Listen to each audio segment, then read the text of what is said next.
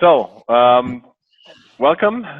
Today we're talking to Chad from Scanta. Scanta is a company is protecting chatbots and virtual assistants. Relatively new company and also relatively new topic. And yeah, I'm excited to hear about what the topic is, why it is important for security. So, Chad, if you could shortly introduce yourself and then maybe answer the first questions already. Why do chatbots need protection? Yeah, first of all, thanks for having me over, Patrick. This is great. Love your platform and happy to get associated with it. This is a question that I get a lot, of course, for obvious reasons, and the answer is pretty simple. Chatbots, though as harmless as they seem, they have the potential to actually be attacked pretty easily.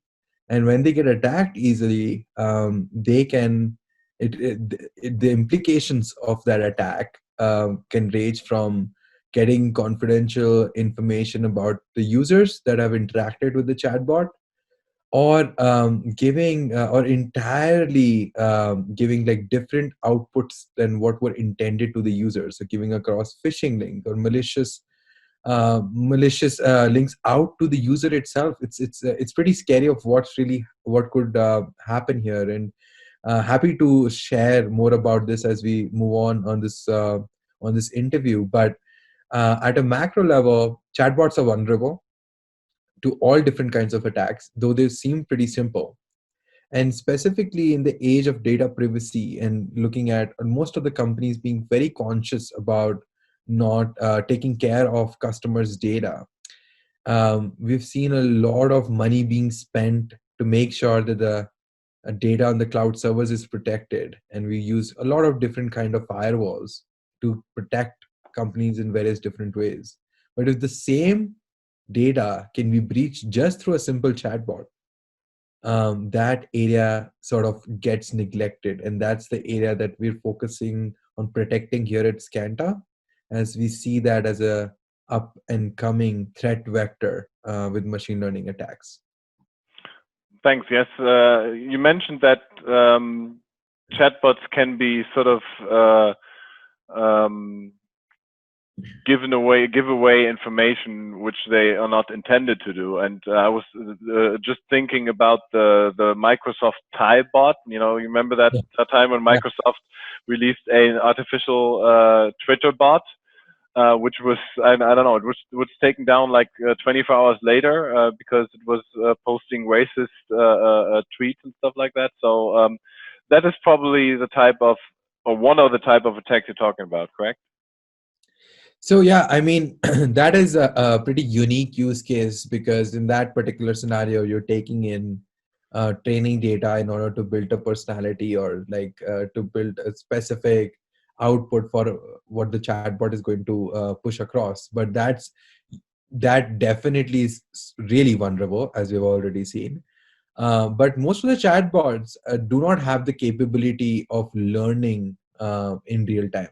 They already are pretty binary in their processes, and they're very limited in terms of the scope of the things that they do. The problem is that even with very simple systems, the vulnerability, it's not that there is no vulnerability there. They are as vulnerable as complex systems. The complex systems have an additional problem in terms of ingesting incoming training data, that they have to make sure it's not adversarial in nature. But everything else that they face as an issue, the simple frameworks of chatbots or simple chatbots also do. So it's a problem for pretty much anybody that has a chatbot. You also mentioned data privacy, and I think that's a very interesting and yeah, hot topic in that regard because I've seen chatbots popping up on almost every website, and I've also noticed that when I do talk or chat with a chatbot, um, I rarely have to give information such as a username and password. While when I talk to a human operator on the phone, they would ask me some security questions like, please verify your address, verify your birthday date, or stuff like that. But I don't see that with chatbot. Is that one of these vulnerabilities you're talking about? So that is something that, in case we feel that, there's a bot or somebody else trying to take somebody else authentication and trying to push across certain requests into the system, we've looked at a lot of authentication traditionally in other spaces. In chatbots, it's sort of limited. With some chatbots, they do have authentication processes. Only then you're able to come into the system and have an interaction. This is really seen a lot in the banking space, particularly. So you have your account number, and then based on that, you log in, and you can have an interaction after that. But with some of the systems, I mean, they're really open and they don't require any kind of authentication. Okay, so that's indeed one of the problems. But then I think one of the other areas Kanta is focusing on is also the protection of virtual assistants, which is a little bit different, I believe, than chatbots. I mean, when I think virtual assistants, I'm thinking Siri, I'm thinking the Amazon Echo. I'm not going to say her name because otherwise she'll respond. I'm thinking the Apple HomePod, OK Google, all these types of virtual assistants, and they at least they have the possibility um, to react only on certain voices. Is that already a form of authentication these days? Yeah, so well, from our side, when you mentioned that there's a distinction between chatbots and virtual assistants, from an architectural standpoint for us, they're pretty much the same in terms of protecting them. So if you've built an application and you're a company, you've built an application on top of Amazon Alexa. So you've made an Alexa skill.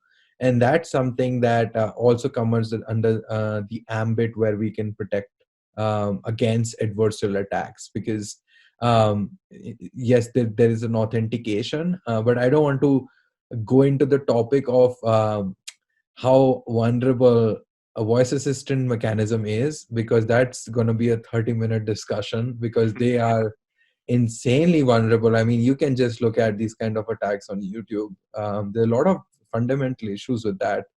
But if an organization is looking to not only protect the chat bot that's there on the website or on an app that they're pushing across, but any chatbots or architecture of a chatbot that's linked to Facebook Messenger or WhatsApp or Slack or Twitter, or they've built a specific skill on Alexa, we're able to protect against all of these on all of these different platforms. Okay, that's interesting. Yeah, just a short word on Echo. I mean, one of my personal hobbies is a smart home. And I was always wondering, I mean, if you do have a smart lock and you have the Alexa skill enabled, it's probably possible to shout through the door really loud and, please open the door, and all of a sudden, you don't even need anything to break in. Just need your voice. Yeah, I can imagine that this is something people want to be aware of, but also want to be protected against. Which brings me to my next question: how can you protect chatbots and virtual assistants? Well, there are a lot of different things people can do, and we've got a lot of information on that on our blog on scantor.io, that if anybody's interested, they can check out. But fundamentally, if you sort of break it up, one aspect is when you're pushing the chatbot or sort of building it from scratch, right? One of the key aspects that we've looked at, it's sort of an interesting take on things, which is if you're taking in an open source model or an open source training data set, um, which actually most of the chatbots are built on today, you need to just make sure if it's a verified source that you're taking in from, and it's a credible training data set and does not have any adversarial um, sort of backlinks or adversarial data attached to it, because that's basically going to cause a problem. So I know it's sort of difficult to go through each line of code when you're downloading a packet like that, but I think it's imperative to make sure that the source is authenticated if you're using anything on the open source platform. Secondly, if you're building anything on top of it, you need to make sure that the correct mechanisms are in place. So you have certain authentication in place. That always helps, even if it slows down the process in certain different ways. But in case there is any risk that you're sort of anticipating, that it's best way to look at certain kind of authentication processes specifically for open chatbots. Thirdly, and this is something where we're coming in and building on Scanta, which is once the once the chatbot is live and it's in production, if you're the key aspect is to make sure nobody's able to attack it then, because that's where most of the attacks happen. And the attacks happen from predominantly two areas. And the two attacks that we've identified, one is on the extraction side and one is on the manipulation side. So on the extraction side, it's about somebody extracting information from the chatbot itself. What kind of information? It could be that a competitor wants to build an exact same chatbot and look at your decision making processes and reverse engineer the chatbot that you've built according to the decision making capabilities, right? And create a parallel system. That's pretty common. And the second aspect that we've seen is we've seen a lot of scripts being run that can allow somebody to have access to confidential user data. And those are like, you can have simple attacks like cross-site scripting as well, which actually if you look at the web application firewalls that are already in place, they don't really protect against these attacks in most cases. So that's something that we need to be careful on. So those are the attacks on the extraction side. And on the manipulation side, it's somebody within the system trying to manipulate the training data set, like an insider, or trying to manipulate the model. So this actually happened with Delta last year. So Delta sued their chatbot provider because somebody had modified the source code. And when somebody had modified the source code, you can imagine the confidential customer data, including credit card information, was going to another IP for an entire year. Nobody was even aware of it.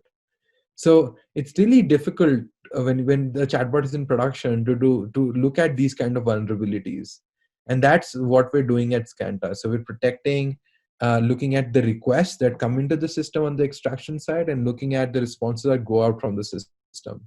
If there are any discrepancies between both of them, we're able to flag those events out and protect against all of these different scenarios.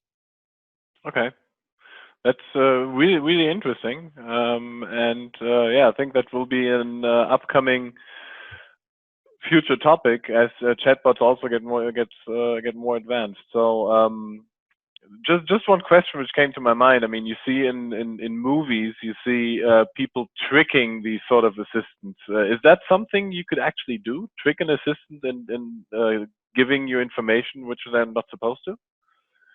Yes, it is possible. It is possible, and you can actually, you know what? I'll give you a little bit of a secret that you can try to test out yourself, Okay. and anybody's that listening, right? So, whenever you're interacting with a chatbot, instead of giving, and just to sort of verify here, I'm not really pushing asking anybody to attack a chatbot. I'm just generally giving an example.